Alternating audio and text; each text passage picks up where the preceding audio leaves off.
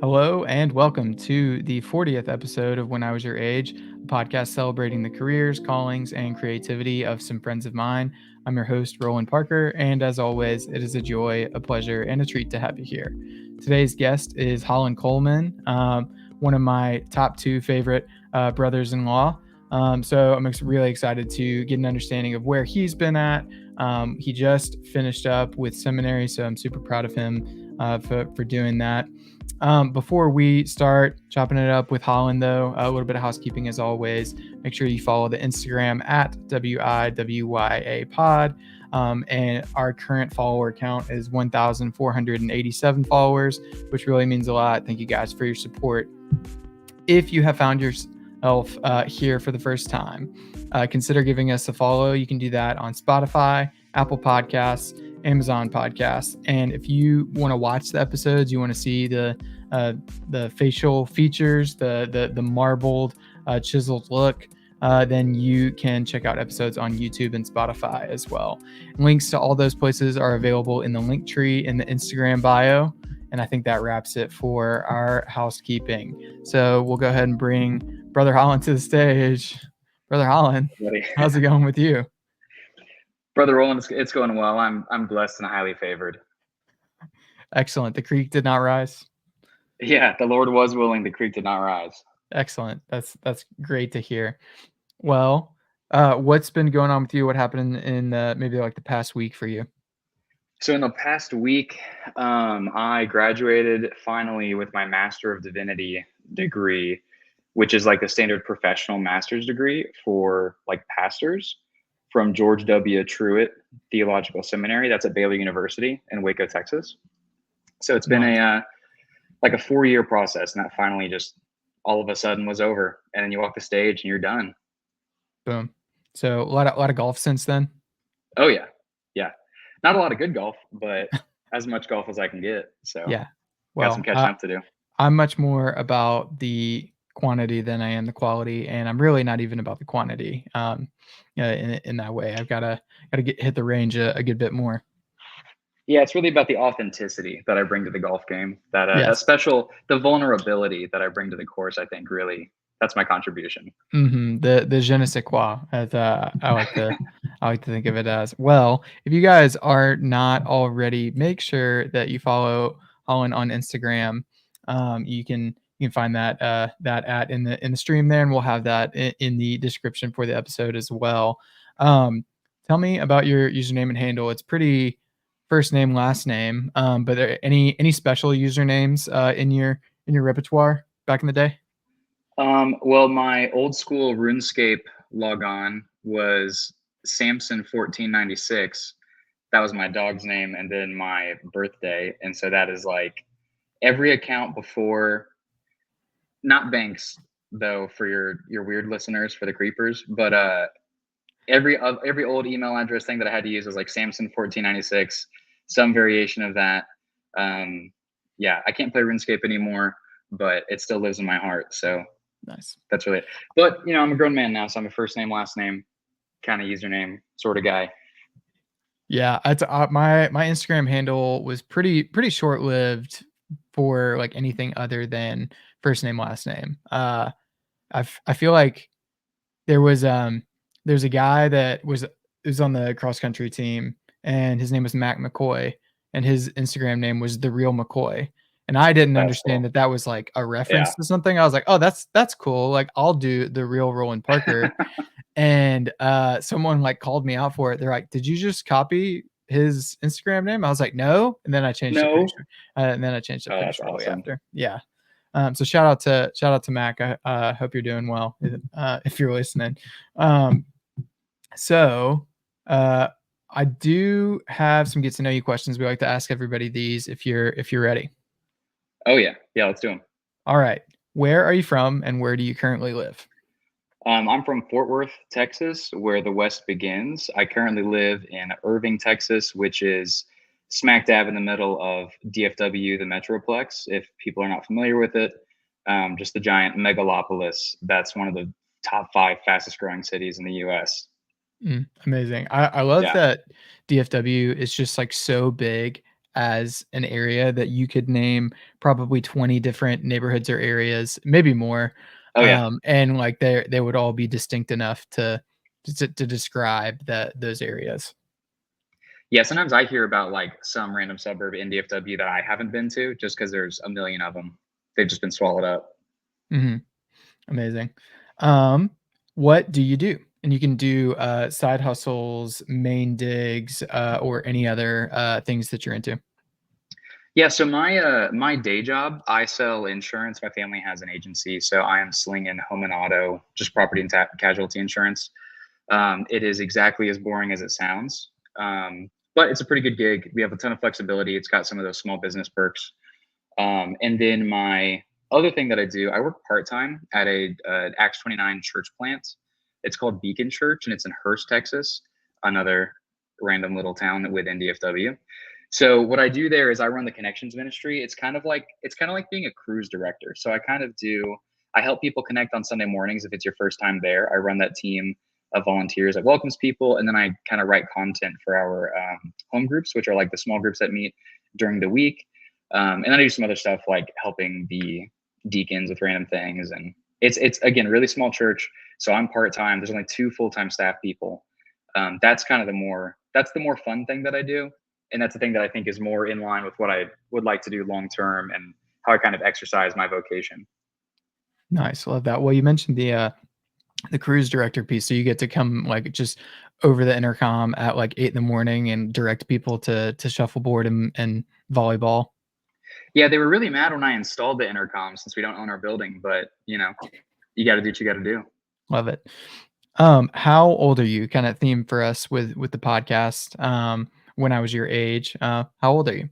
I'm 28, so Same not as very old. It feels pretty young. I kind of would rather listen to other people on the pod talk about when they were my age, but there could be a 22-year-old out there somewhere that this might be remotely helpful for. So we can take a Sure, shot at it.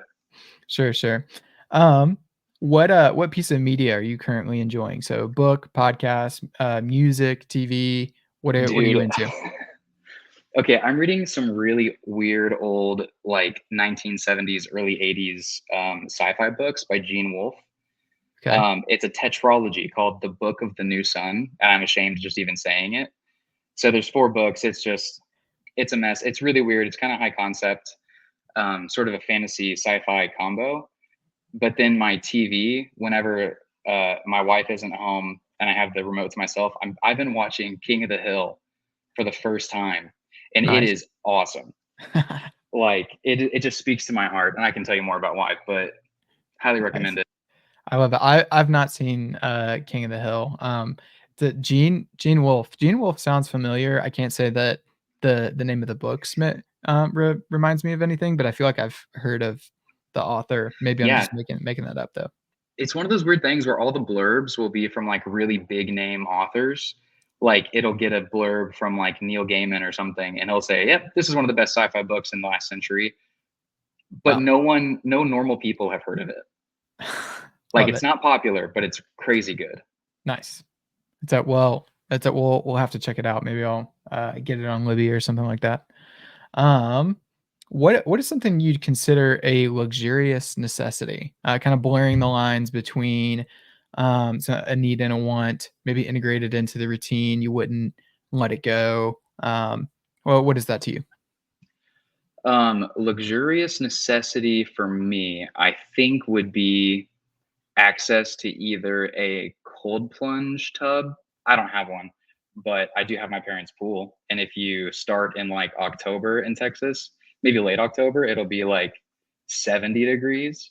And if you Mm, just keep hopping in it till February, you'll get down to like, low 40s, low 30s. It won't freeze, but you can do your cold exposure. For me, that was a huge game changer when I started doing that like a year ago, because I'm a nice. stereotypical 28-year-old and I listen to the Huberman pod.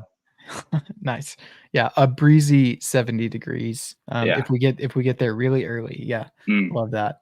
No, I haven't been doing it lately, but I've been doing like just my face. Like I'll get like a shallow bowl that's like just wide enough to like do my face and like my kids will be like tapping my leg. They're like, "Dad, what are you doing?"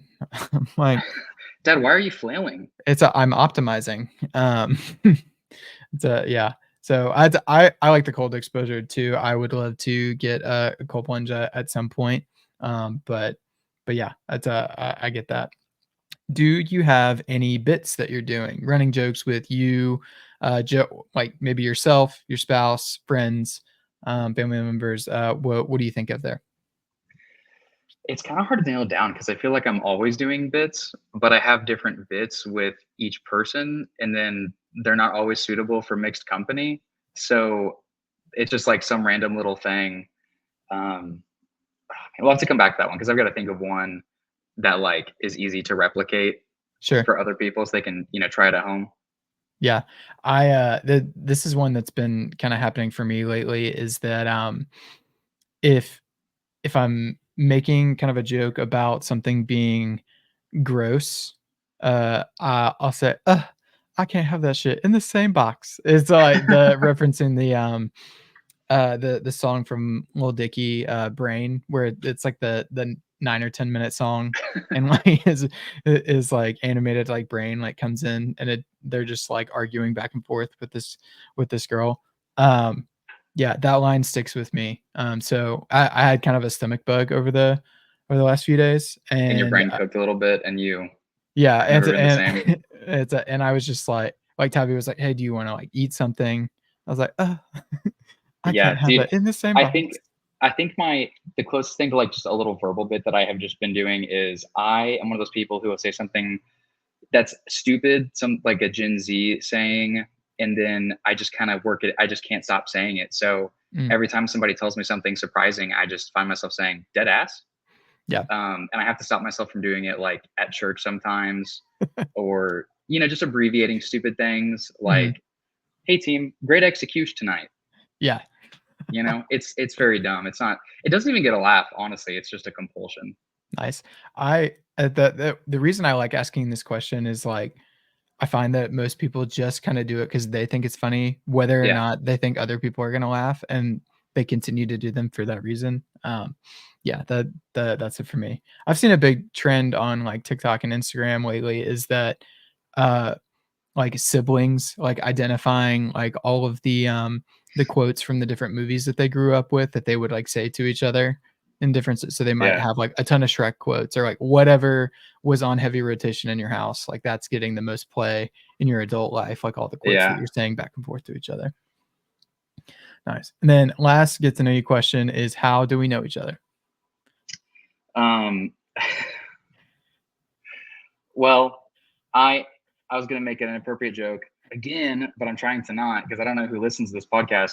I am married to your wife's sister, Yes. so I mean the jokes write themselves. Yeah. Pause the 100%. show, take 5 minutes. Everybody write down 3 jokes that you could tell to your brother-in-law. Yeah. That's my biggest 100%. encouragement. That's the big takeaway for the show tonight. I think Yeah. is you might not be married, but when you are, you want to be ready. Mhm. It's a you do wanna have those locked and loaded, Yeah. because it does earn you some points in that way. Love it. Awesome. Well, oh, I missed one, arguably one of the more important ones. Okay. For this question, we compile all the answers into a playlist, and you can find that playlist in the link tree. But if you were to replace the national anthem with any song on your playlist, what song would that be? And tell me a little bit about that. Enter Sandman. Okay. I just listen to it. Just listen to the opening like bass line and then that first little drum kick. I'm not even a I can huge see it right Metallica now. guy, but that is an absolute banger, and it is an essential on almost all of my playlists. It doesn't always fit, but I just kind of work it in there because like you never know when you might need it. Yeah, if you guys are listening and not watching, I'm headbanging, along to the beat in my head right now. I can totally see it. That's the one that Virginia Tech uses, right?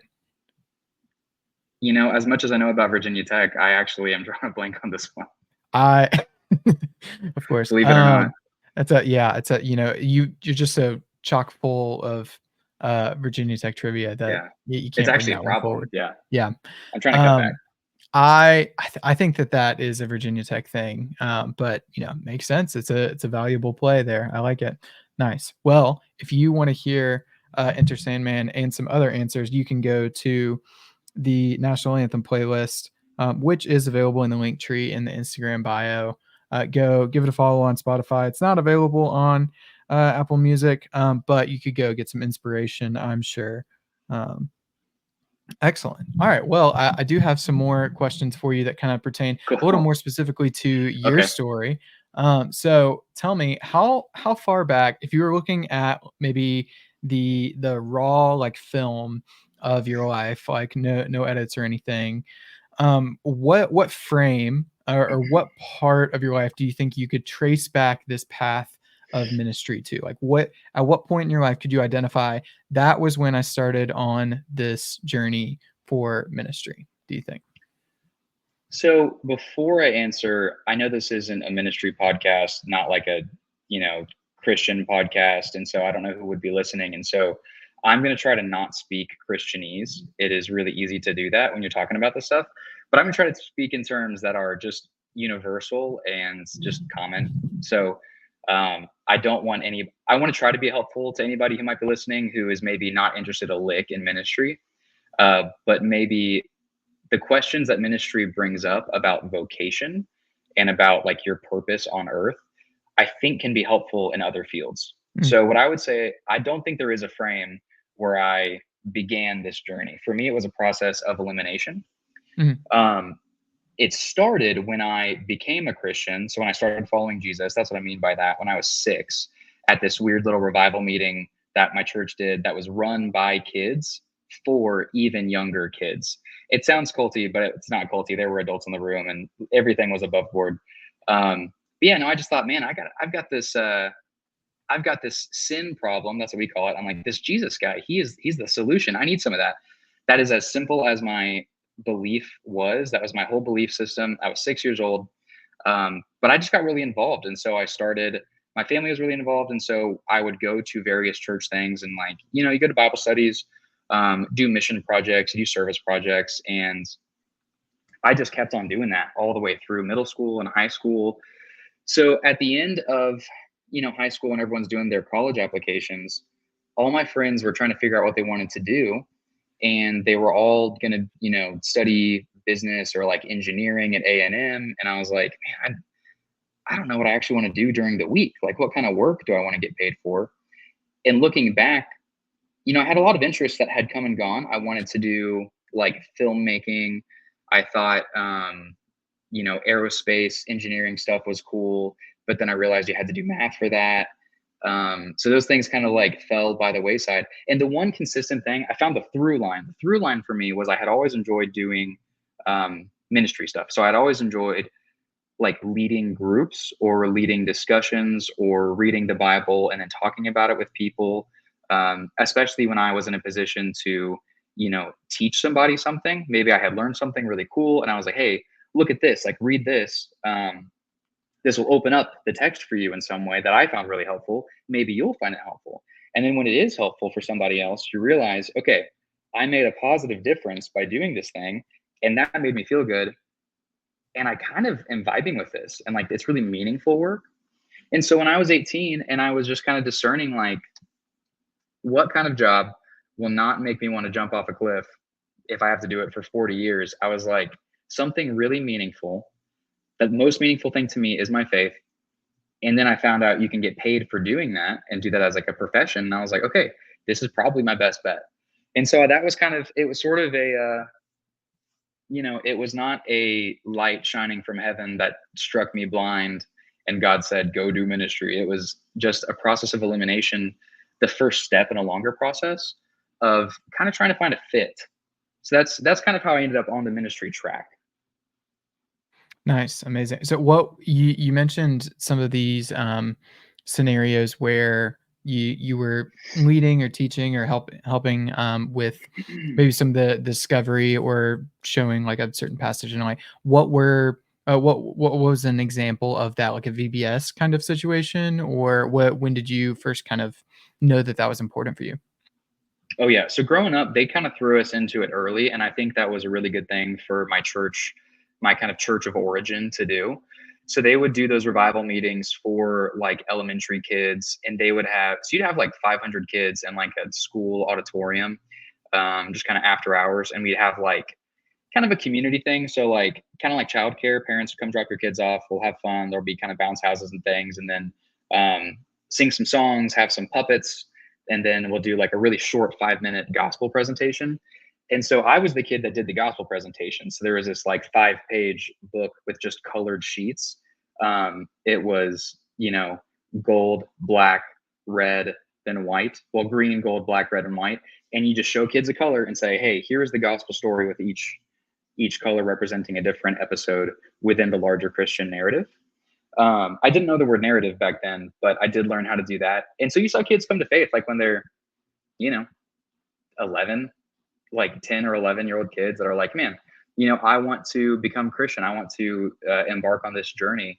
And getting to do that, I mean, that's pretty dang early. That kind of continued through like mission trips where you visit like nursing homes and like sing Christmas carols for people who are like wheelchair bound, or they're in like a nursing home and are isolated and they don't have like family coming to visit them super often.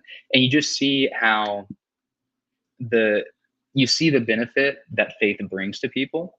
Mm-hmm. And that's universal to all people of faith. It doesn't matter if you're Christian or Muslim or Hindu or what have you. I think anybody who has a system of faith can attest to that. So again, I hope this is universally helpful. But what I realized was I had certain gifts and certain skills that enabled the group to do that. Mm. So like leadership skills where, if there was like an awkward conversation on like a mission trip trying to get to know somebody and no one's really talking, I was like, well, I can start talking. I can break the awkward silence. So it's a general people skill. I mean, you can use it for sales too. It doesn't have to be ministry, but it does serve ministry well. Mm-hmm. And so it was little moments like that where I realized, this is an area where the thing that I care about also kind of overlaps with things that I'm pretty good at. And so that is another, it's another little link in the chain, another piece in the puzzle of trying to figure out what's a good fit for you. Yeah, no, amazing. I love that I were able to identify that pretty early on, and were able to apply that to it's just the way that you were able to pursue that, because I think that people, regardless of what profession that they go into, sometimes there's a disconnect, and you can end up just kind of struggling or at odds with yourself in that way. So I'm really happy for you in that way that you were able to enact that for yourself. So that's awesome. Tell me then about your experience with seminary. You just wrapped up this experience, but what was that like? So seminary, for people who are not familiar with this whole field, seminary is a graduate school. So it is an actual master's degree at a real university. It's not just Sunday school for a few years. So the breakdown of this degree is it's a 85 to 90 hour degree at a master's level. So you learn Greek, so biblical Greek, biblical Hebrew. You learn a whole mess of theology, church history. You deal with issues like pastoral care. So you have training on how to do pastoral care. By that, I mean like visiting people in the hospital, like grief counseling. You have at least 1 or 2 classes, depending on your concentration, on preaching. So preaching is it's an art. It's its own discipline, and it is not as easy as it looks. You don't just get up and start shooting from the hip. You can, but you won't last long. That's one of the things that we study. And then just a ton of scripture. So you study scripture at an academic level, which is an interesting interdisciplinary mix of ancient history, study of ancient cultures, and then some philosophy too, because you get into issues of interpretation. And it's a little bit like a humanities degree in that way, where you have a corpus of texts that are the thing that you're working on. And you have to be you need to be competent as a practitioner, because unlike, an academic who's working in like an English department, if you get this job that you are gunning for, you're going to be teaching lay people about this text. Like, you're not just going to be talking at a conference about Jane Austen or, some other literary work, you're going to be talking to plumbers, school Yeah. teachers, stay-at-home moms.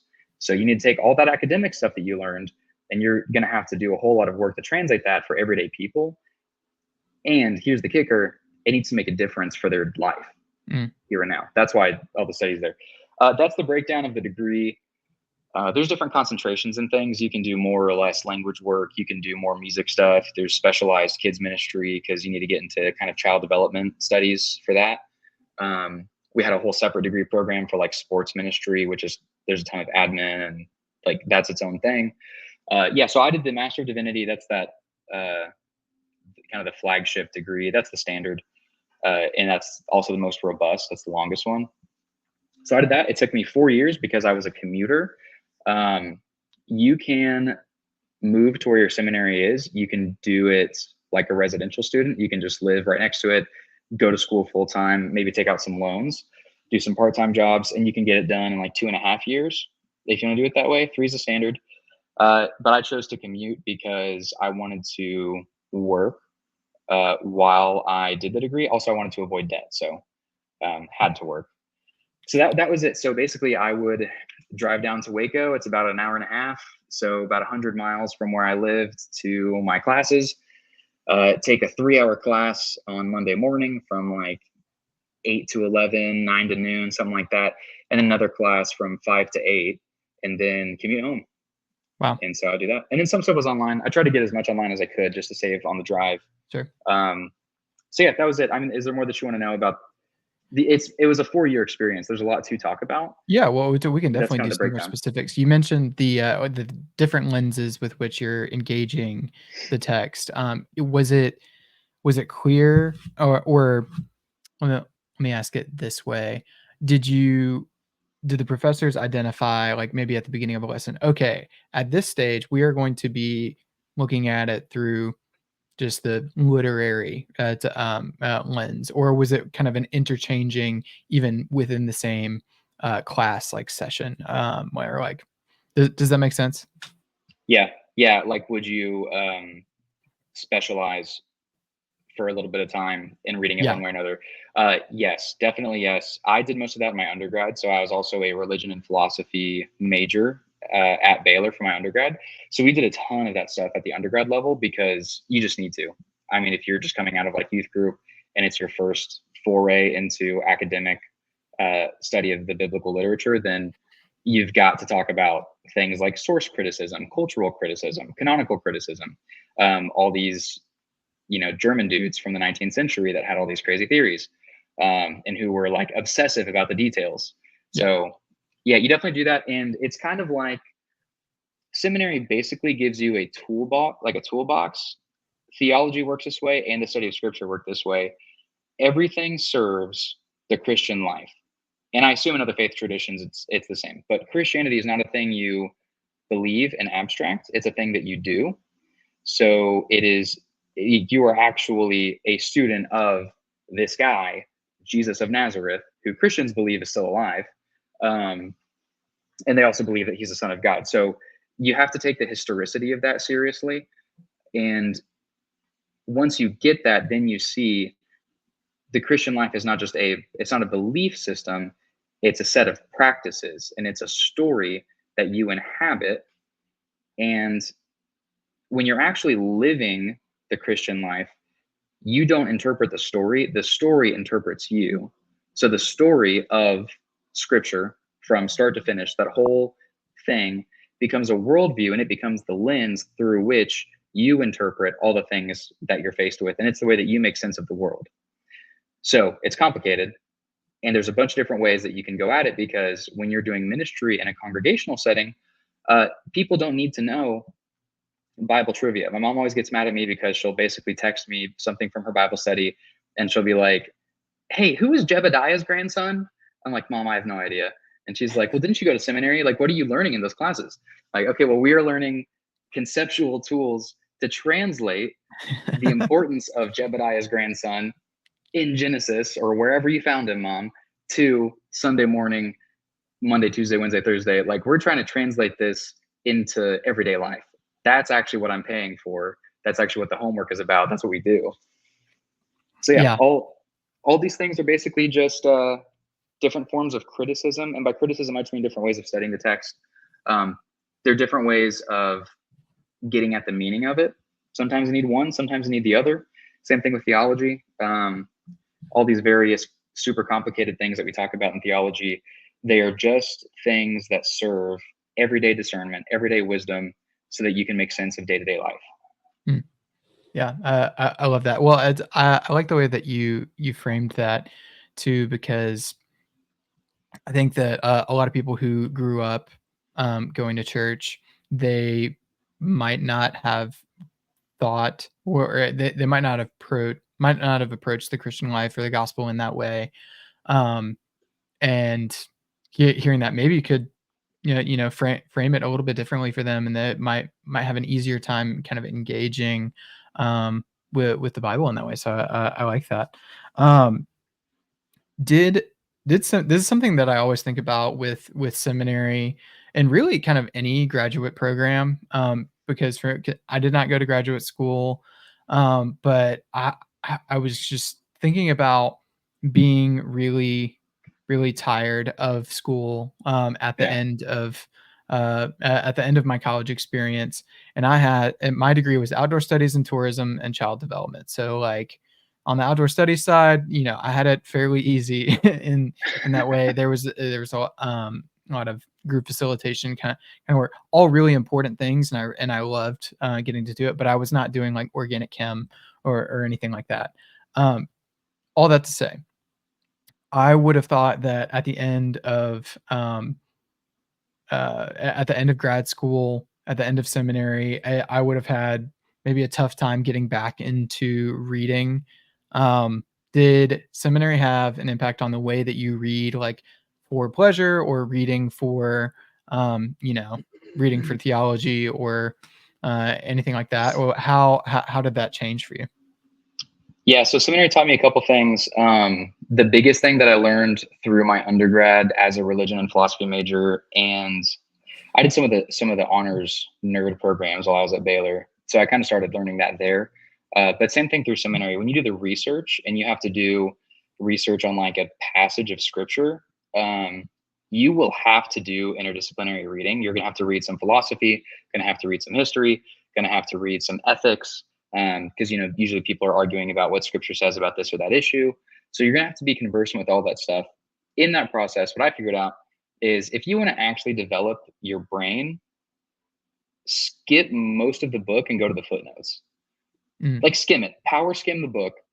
If something is just a weird phrase, like an interesting phrase, don't skip over it and don't just say, I think I know what he means. If there's a footnote, look up the footnote. Like take yeah. the most interesting thing from the popular book that you're reading that everyone else is reading, because everyone else is just going to get the gist of that book. If you want to be a well-rounded and well-educated person, look behind the curtain and the footnotes are right there for you. Everybody has them. And you will find like 9 times out of 10, way better stuff in the footnotes than the thing that you're reading. So my issue in undergrad was reading stuff from the footnotes, like going down rabbit trails instead of the actual assigned reading, because I found like this one phrase, like, wait, why did he say this? What's this footnote? And then follow it and find some crazy thing that you would never have read because there was only like, 10 copies printed of some weird book that's in your university library. But then by reading that, you have an angle and you have an approach that almost nobody else in your class does, because no one else is doing extra reading. They're only reading the assigned reading as quickly as they can. And so that's something that, that's how I found out about Gene Wolfe, that novel that I love. Most of the novels that I like have really enjoyed have just been random things that I found on a rabbit trail. Same thing with theology. Some of my favorite theologians were never assigned to me in my classes. I just found them through footnotes and they changed my life. So that's my one encouragement. And then the second encouragement, uh, something that I learned through seminary. One of my professors at Baylor, Big Baylor, not the seminary, his name's Alan Jacobs, and he wrote a book called, I think, The Pleasures of Reading in an Age of Distraction. Short little book. Um, I haven't read it, but he gave us one of the tips during class. Nice. His tip was people always come to this guy. He's like a really well-known humanities professor, galaxy brain dude. People ask him, hey, what do I need to read? Like, hey, I want to get to where you're at. So what books are like the books that I need to read so I can be like on your level someday. And he's like, don't let me tell you what you need to read. Like, don't let me just give you a book, because if you read everything I've read, you're just going to end up having the same thoughts like that I have. Like, you're not going to have anything new to offer. His advice was read on a whim. Like, Mm. read what's fun, read what you're actually interested in, so that one, you're more motivated to do so. And then two, you're tapping into your own particularity and like your own unique interests. And there are things that will speak to you in a footnote that will not speak to any of your other classmates in a footnote, especially if you're going to follow 1, 2, 3 layers of footnotes and just read down a rabbit trail. You will end up in a wildly different spot than any of the people in your program. And this goes for like all disciplines, all fields. By chasing your actual interest, not only are you going to end up reading more because you're enjoying yourself, but you're going to have this whole unique thing that you have developed, like an angle, like you're going to have your thesis almost that you can bring to the table because you have developed a line of inquiry for yourself. And it was interesting to you, and it was interesting enough for you to put the work in, and it was not interesting enough to anybody else, so no one else has done that work. Now all of a sudden you're the resident expert on this one random author. It could be like a professional kind of thing. Like, you could be the one guy who's read this sales book on your sales team, no one else has. Or it could be a ministry thing, or like if you're a therapist, it could be some kind of weird old psychologist that actually is onto something really cool, and you're the only one who's heard of it. So those are my encouragements. That's the way that I read. And that would be my encouragement, I think, for anybody in any field, is read the footnotes and read at a whim. Nice. I like that. I find that the way that you framed that to really freeing, because I think that the way that I was engaging with reading for the longest time was like I felt guilty about like if I was not reading something that I deemed important or Yeah. deemed like valid or like a responsible thing to read, versus just like what I was interested in. And I think that just pursuing it because you're into it, it does kind of feed into that cycle of like, oh yes, I like this, so I'll continue it, and then you just like you've got the momentum from there. So I like that a lot. Yeah, it's the same as like fitness, as Yeah. you well know. I can tell. It's when so many people in the fitness space just say, hey, do what you enjoy. Like, oh, you don't want to get up and do like a long run at 6 a.m. Well, do you like lifting weights? Get up and lift weights. Who cares? Whatever you're going to do for more hours, more consistently in the long run, that's going to be way like more beneficial for you. Mm, yeah, definitely. Just feeding into that loop of like I enjoy it and like I'm pursuing the activity, not necessarily the outcome. And in Mm-hmm. it itself, it is a rewarding practice. Yeah. Yeah, I love that. That's great. My second kind of question, and that I've always thought about with seminaries, how did this affect the way that you participated in or attended church? Because I would think that you mentioned all of these different lenses that you're engaging with the text through. Did that have an impact of like maybe the pastor like has a footnote or a tangent that he goes off on? He's like, oh, I know that. So we're talking about that right now. Or were there ways that you saw yourself kind of participating differently? Yeah. Are you familiar with the Dunning-Kruger effect and that chart? The thing where somebody who knows a little bit about something, their confidence skyrockets, and then they learn a little bit more, and their confidence plummets. And then as Mm, they learn, they slowly become more confident. But even the experts are never as confident as the beginners who have just learned a little bit. yeah. Like, you start golfing, you hit your first shot, you watch your first video on YouTube, and you're like, oh, bro, like this is easy. This Here's what you ease. got to do. Yeah. Yeah. And then you realize that was all wrong. And then you start hitting it way worse. And then over time, you get back to some competence, but nowhere near that beginner's level of confidence. Yeah. That same thing definitely happens in ministry and in seminary. So it's really easy to read your first, like, I think most bookish evangelical guys our age are going to be, just odds are they'll be in a more reformed circle. So they'll read guys like John Piper or like Wayne Grudem for the first time and be like, oh, yeah, I've got theology locked down. Yeah, Like, I've this got it. is, yeah, This this is this stuff theology. is pretty easy actually.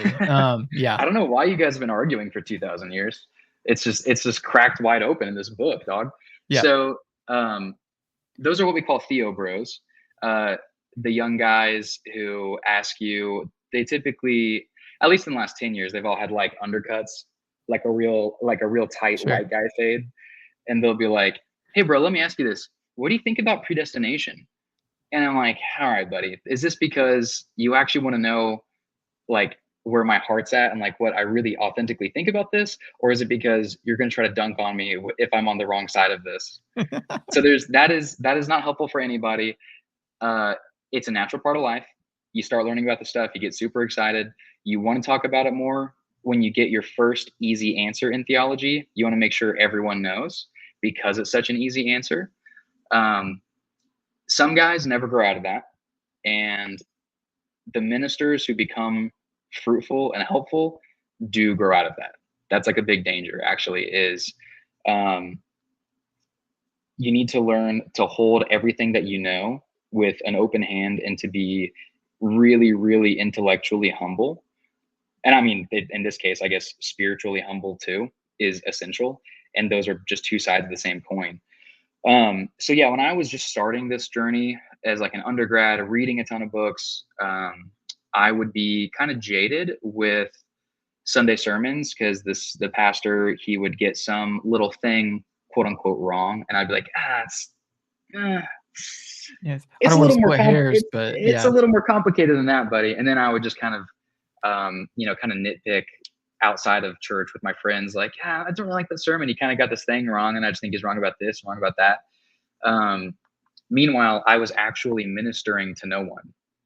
So like I was Yeah. a Monday morning quarterback basically because I was, a hot shot in my own head.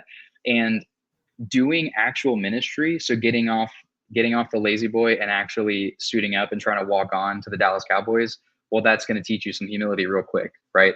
So you got to the more you get into the actual arena of doing ministry, and I don't know what field would be most like it. I think therapy, probably therapy or coaching would be the two things that are most similar to ministry. If I had to guess, those two things are going to be areas where practice just knocks the theory right out of you. Mm. So that the 3 or 4 years that I spent in seminary was a process of learning humility and learning the difference between theory and practice, and realizing, ministry, church life, the stuff we do, doesn't serve theology. Theology serves ministry, church life, the stuff we do. And so it doesn't matter how much you know or how right you are or, how mightily you can dunk on somebody in like some theological debate. If you are not actually living the Jesus kind of life, like if you are Yeah. not actually ministering to people, like if you're not telling people the good news, like if you are not being good news in someone's life, then dude, that stuff's all worthless. So Mm. that was a long process. That took it's a hard process too. I had to be humbled in a lot of ways through doing ministry, and that's honestly kind of what seminary is for. So if you're Nice. at a seminary that doesn't teach you that, then you got to transfer somewhere. You got to get out. Yeah. Yeah. No, I like that a lot. I like the comparisons too with coaching and therapy. I think that you're spot on there. Well, I just think about like the nuances and approach between individuals. Like if we're going the coaching example Mhm. too, of like you probably couldn't coach two players the exact same way. Like you've Yeah. got to approach them differently. Yeah, because one sucks and one's a natural athlete. Right, yeah. It's a or just, like, different backgrounds or, like, different responses to criticism Yeah. or anything like that, yeah, so, no, I like that a lot. I like the way that you framed that there. Was there any, like, class or course that surprised you with how interesting it was? Maybe, like, on the you saw, like, on the syllabus, you're like, "Ugh, this is gonna be an absolute grind," and then you got into it, and you're like, "You know what? I kinda dig this. This took me by surprise." Yeah. There were a lot of those. I guess history, kind of as an undergrad and then beginning my graduate studies, history is actually the area where I've had my most academic, like my highest level academic research opportunities. And I just kind of stumbled into it. I had this really good professor, Dr. David Whitford. He's a Reformation historian at Baylor. And he just showed me how weird history was. Like growing up in high school, history was just names and dates and battles. And then on the AP exam, you just have to say social, economic, and political factors led to this thing. And you just got to know how to spit that out. It just wasn't interesting at all. But what he did was, I was like a sophomore. I was a sophomore in college studying abroad with him, and we took this medieval history class. And he showed us this picture. So for the listeners, it's a picture of this dusty old, like 14th century Italian chapel. So imagine a bunch of nuns going in here to pray. And on the wall, a recent renovation had scraped off a bunch of whitewash to reveal a fresco, which is kind of a weird medieval painting. I don't understand the technical distinctions between a fresco and a painting. It's a fresco.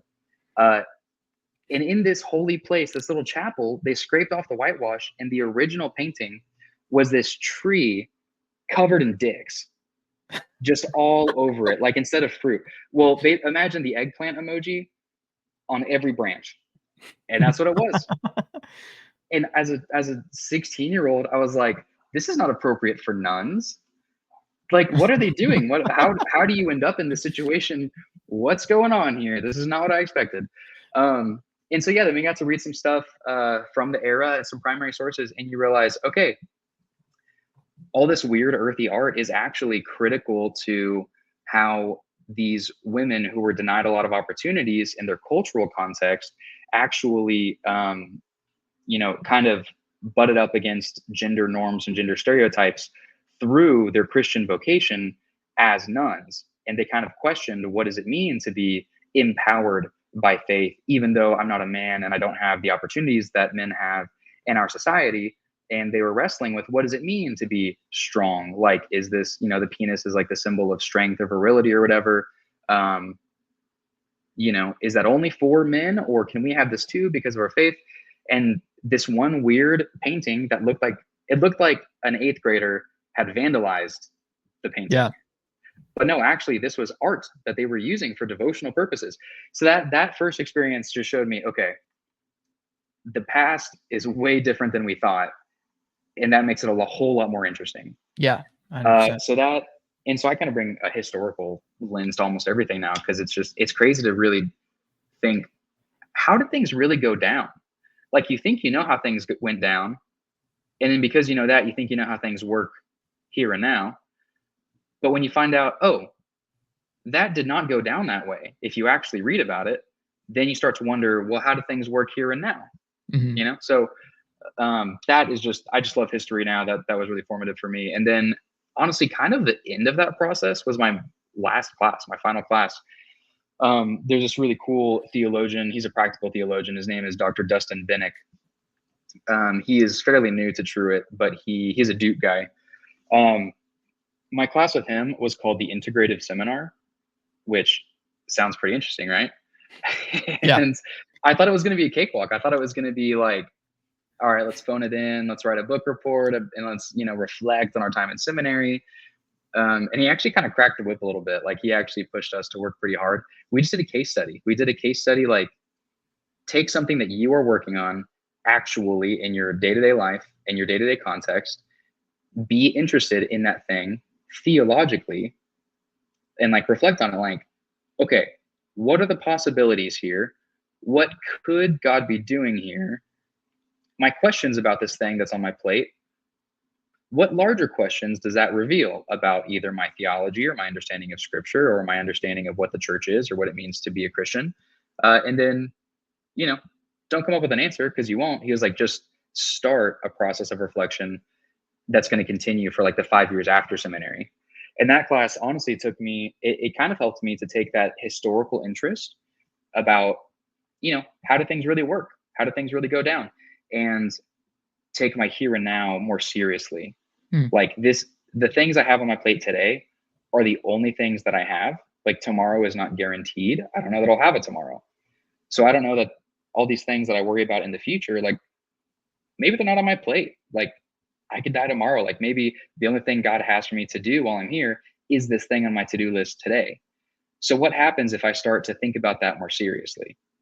And so that was kind of, that shook things up a little bit for me. That was really formative, really helpful. Nice. I like that. Yeah. That last bit definitely kind of helps you to be more present in that way. Were there Yeah. any answers from like your classmates for that prompt that you liked or kind of resonated with you?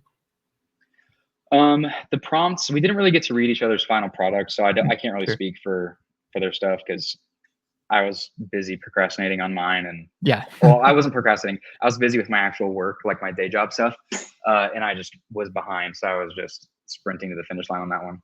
Nice. So I get that. I'm big time procrastinator guy. So I feel you there.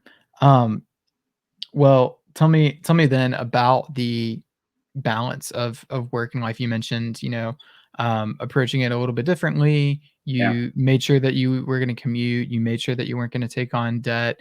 How then did you go about balancing it? And were there challenges with that? Yeah, there were definitely some challenges. I would say for me, this would be a little bit more of kind of like an advice type answer because it's kind of at the end of some reflection. Um, I learned there's no such thing as work life balance, I don't think, because thinking in terms of work life balance is thinking in terms of a dichotomy between your work and your life. But that's not true because you spend so much of your life on your work. So I think it's more helpful to think in terms of your vocation versus your job. By vocation, I mean the thing that you are on earth to do, or the thing that you think you're on earth to do right now. Yeah. And then your job is the thing that you actually do to make ends meet. You use it to pay the bills. They may overlap, they may not. So, like some people, their vocation is to be an artist, but they don't make any money doing art, but it brings them the most joy. They feel like this is what they're here for. There are people whose vocation is to be a shot putter, but because nobody wants to watch shot put, even if you're the best in the world and 10-time Olympic Yeah. gold medalist, you probably still need like some kind of job, Yeah. right? So the only thing that you have to do is figure out what kind of job is going to take away the least from my vocation or give me opportunities to kind of double dip. And like, is there a job that will let me improve at my shot putting? Or is there a job that will give me like a bunch of undisturbed time to paint if I'm an artist? And then you do your vocation and you try to find whatever job is the best fit to allow you to pursue that, Mhm. right? Yeah. So that's what I did. Finding my day job is I was doing real estate first because that was super flexible. My mom's a realtor, so she could show me how to do it, and that was the best thing at the time because I had a ton of time for my schoolwork. You make a lot of money on one transaction, so you didn't have to do a ton of business to just be okay and like pay your bills. The market kind of turns, and it just wasn't working. It wasn't compatible anymore around 2021. So I started working at the family Allstate agency because then at least what I knew when my paychecks would come. So I knew when I could pay my tuition. And then also because it was a family business, I was able to say, hey, let me go hourly. I'll do the work to get my stuff done, but I need to be able to take like a day or two a week to do school stuff.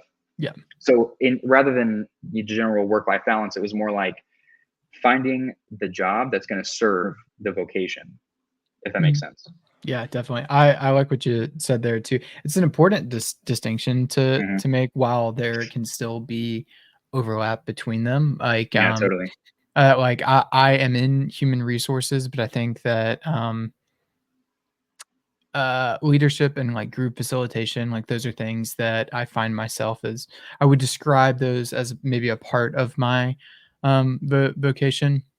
Yeah. And not every aspect of my my day job, my 9 to 5, um, are an avenue to express that, but there are some pieces where I get to Yeah. do that. We've done team building activities and stuff where I've gotten to kind of flex that muscle in that way. Be a camp counselor for a day, that sort of thing.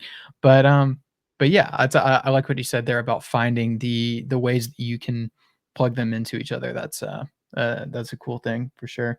Um, so what's next? What comes next? You've just graduated seminary, so what does that look like from there?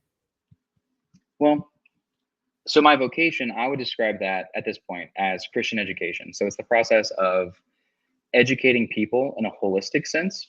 So taking the gospel, which is just shorthand for the Christian story, showing people the difference that it makes in their life, and enabling them to think about everyday things in new ways with that framework and with that information. Um, kind of like almost like a therapist, like you something like CBT, like cognitive behavioral therapy. You have this body of knowledge, and you help people apply it to their day to day, and they live better, they see results. You get to help them that way. That's the vocation. Uh, I would like to do that full time. I would love to get paid to do that full time, but ministry is a unique thing in that you are part of the community that you are helping. So, whereas a therapist can avoid double relationships where they are not going to social events with their clients, as a Mhm. pastor, you cannot avoid them. Like, you are going to be at social events with people. You might be sitting down with somebody, helping them with some kind of like weird, gross, messy thing going on in their life. And then you might see them the following day at your kids' like soccer game, Yeah. right? Or at like the church basketball game or something like that. Uh, so you work from within a community, and for the time being, like, it's going to take either some direction from God or like a really sweet opportunity that then I pray about to justify uprooting myself from my community at Beacon Church in Hurst, Texas. Um, because this is where I'm at right now. So like, these are the people that God has given me for right now. In addition, I'm also helping the family by working at the family business. It's a super small shop. There's only like 4 of us who work there. Um, so I'm a big part of that team. So by staying put for the time being, I'm loving my church family and my actual family and serving them in those ways. I'm looking for full-time gigs. I'm looking for the next step, but also um, I'm prayerfully trying to treat these things that I have right now as the next step. Mm. So like, Yeah. speaking again from a Christian perspective, if there's some super cool full-time job as like a college pastor at an awesome D1 school that's just got a beautiful campus, if that's out there and God has that for me, he can give that to me tomorrow. That's not my job, Yeah. right? My job is to follow Jesus today, and in doing so, become the kind of person that I need to be whenever that next thing does come.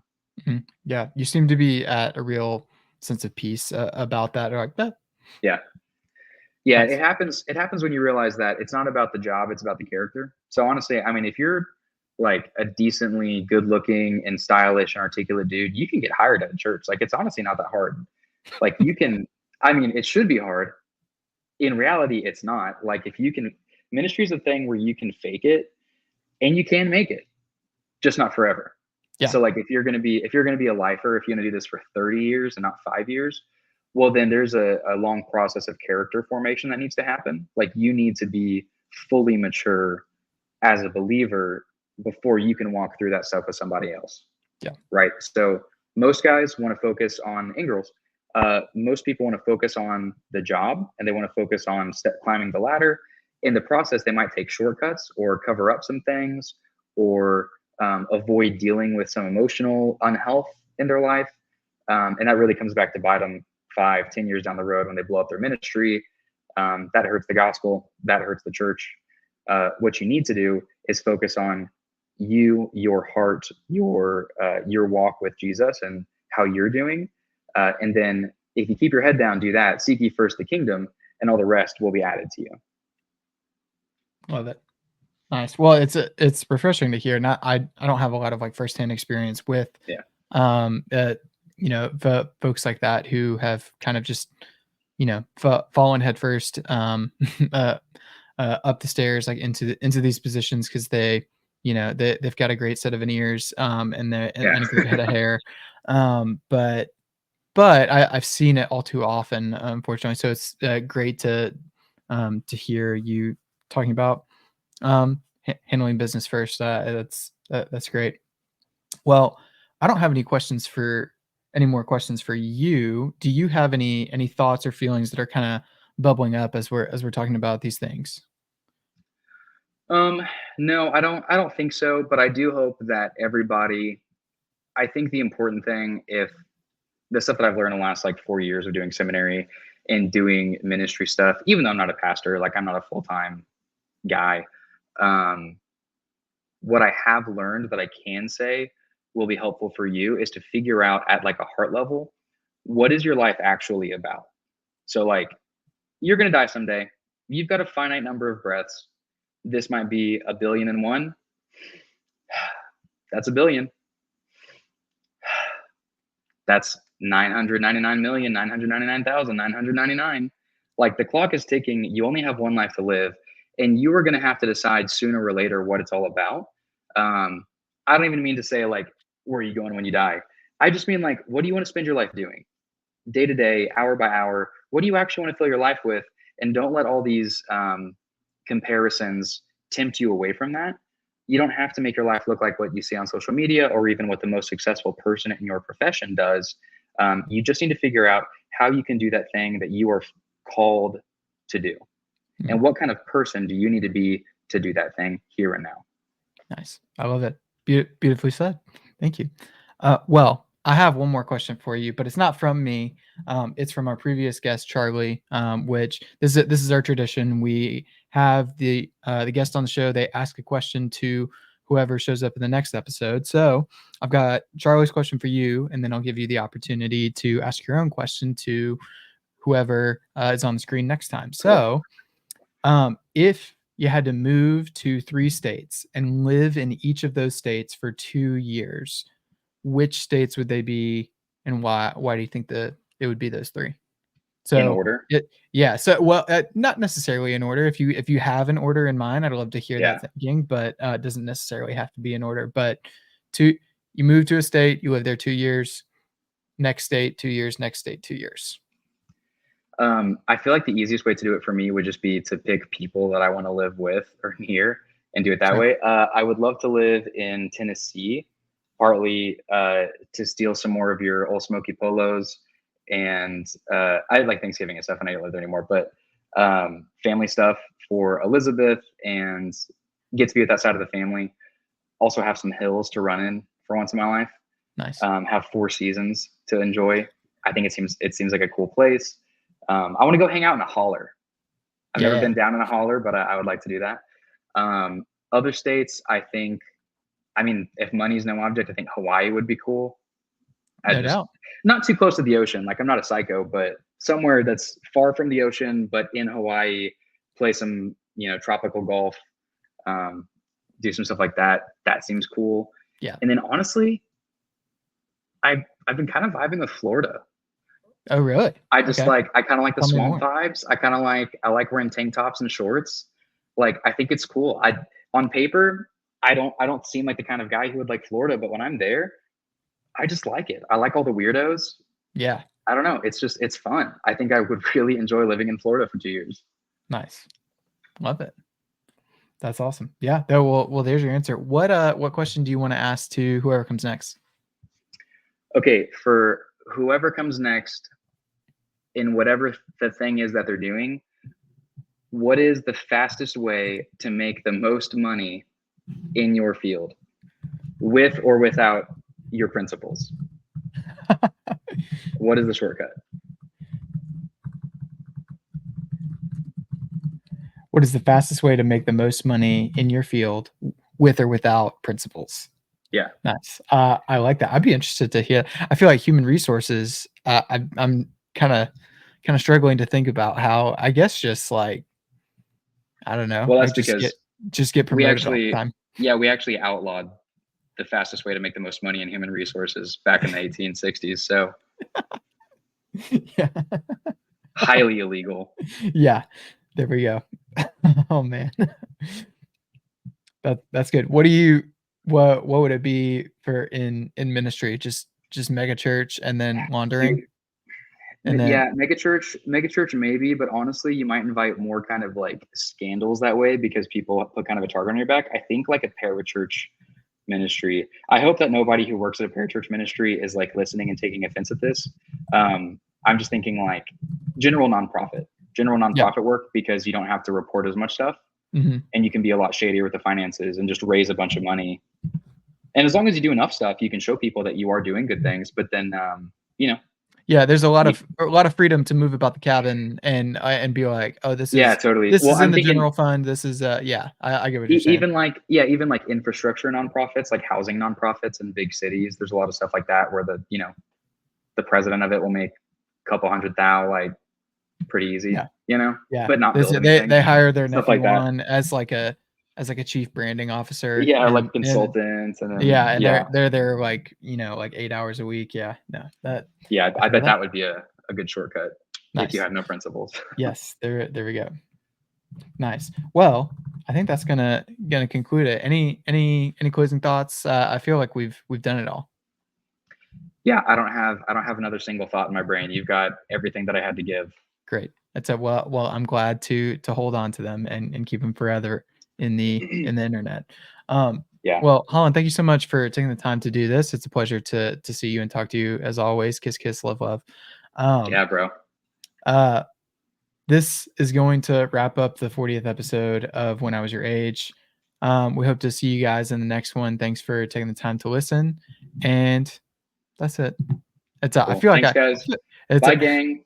I miss bye, you gang. already. I feel like I usually have like a flow of like how I close out the episode, and Yeah. Do you have a stinger? I totally blanked on what it was. I have like a standard operating procedure, and I just like totally spaced on like what I normally say. Oh well, we'll get You it need next like a time. jazzy little stinger that you can play where you can hear it, and then Yeah, you know, yeah. Well, that's the little that's one of the outro. next things I want to do. Is I have a guy that I want to get on the podcast who's a musician, who's very talented, but I want to see if he would make me a jingle for an intro for the podcast. And then maybe Oh, cool. maybe I could Yeah. double up and get him to do some closeout exit outro music as well. All right. Well, that's going to Cool. conclude it for real this time. We'll catch you guys in the next one.